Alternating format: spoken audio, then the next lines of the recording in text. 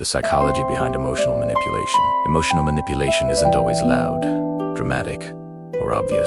Sometimes it's gentle, quiet, and it begins with someone studying you more closely than anyone else ever has. Not because they care, but because they are gathering information. Manipulators understand one thing very well. Emotions drive decisions. And if they can influence your emotions, they can influence your choices.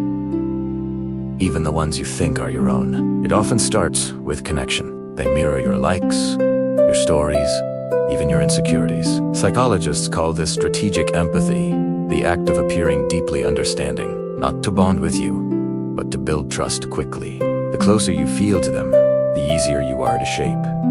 Then comes uncertainty, a sudden cold tone, a delayed reply, a comment that feels slightly off.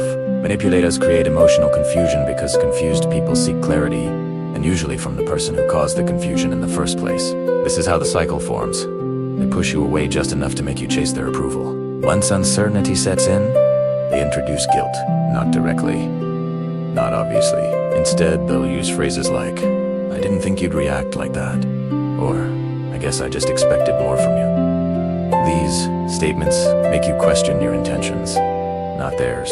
In psychology, this is known as guilt induction, a tactic used to steer someone into compliance without appearing controlling. Another technique they rely on is emotional overload. When you're tired, stressed, or overstimulated, your brain becomes more suggestible. You agree faster. You apologize quicker. You stop fighting back. Manipulators know this instinctively.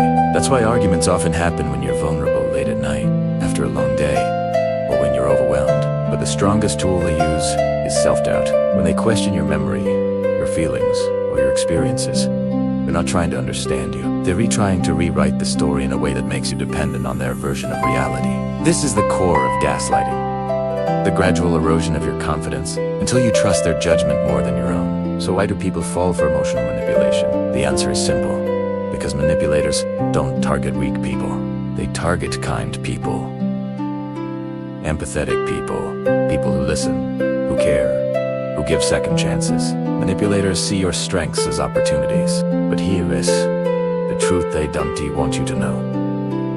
The moment you recognize the pattern, the manipulation loses its power.